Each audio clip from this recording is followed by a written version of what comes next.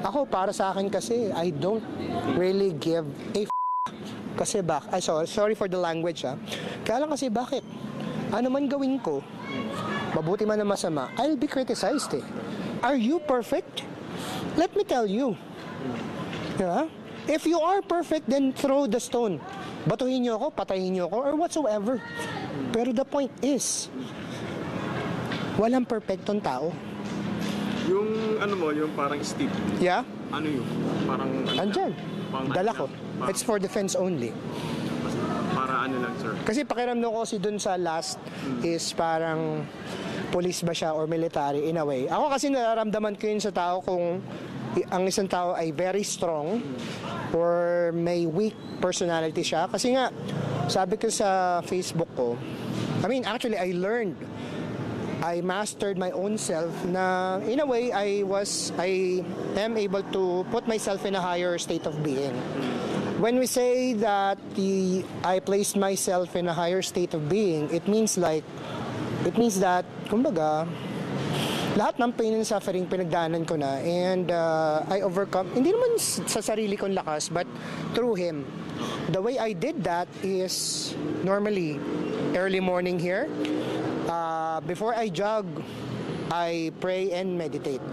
I meditate and pray for about 30 minutes to be able to clear my mind, heart, and all of it from the negative things that happened the previous day or whatsoever. Yung sa pang video, sir, naka-blue naman kayo din parang, ano naman nangyari? All the same, Brad. It's all the same.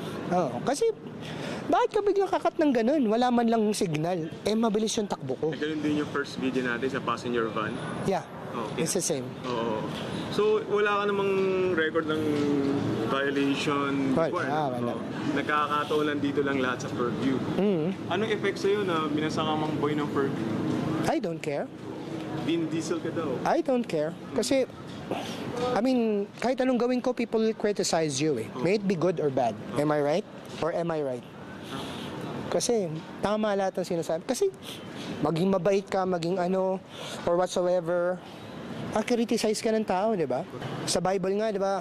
Although I don't believe in the Bible anymore, pero may story doon na may isang babae na di ba, na woman ay marami siyang asawa or something like that. And sabi ni Jesus is, kung wala kayong kasalanan, kung kayo ay perpekto, batuhin nyo, patayin nyo. Anong nangyari pala dun, sir? Nag-file ba sila ng case sa'yo? O parang nagkahiwalayan lang kayo? They did.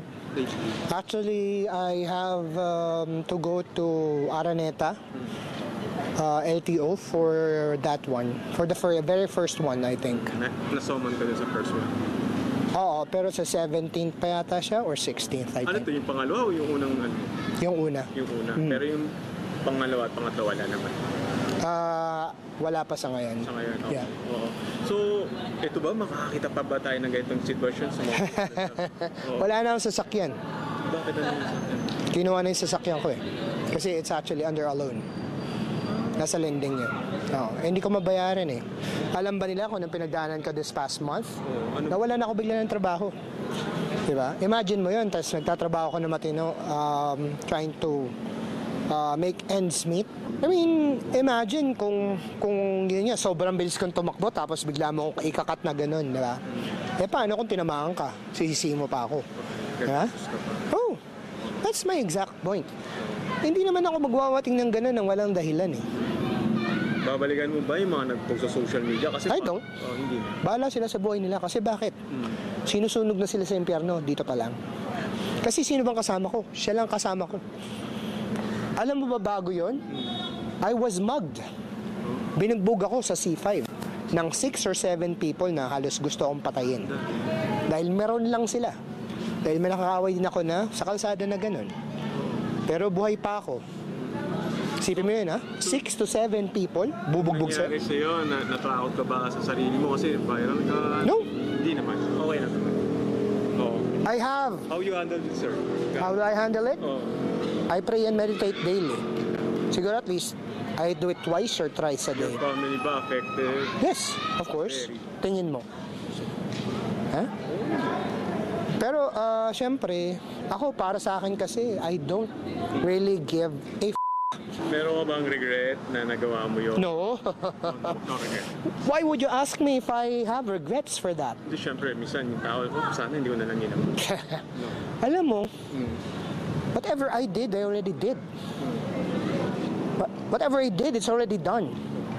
Ngayon, you judge me based on the earth's or this world's judgment, but He will judge you by His standards. So, harap ka na lang kung sakali patawag ka LTO. Oo naman. Ikaw ba magpapatawag ng LTO?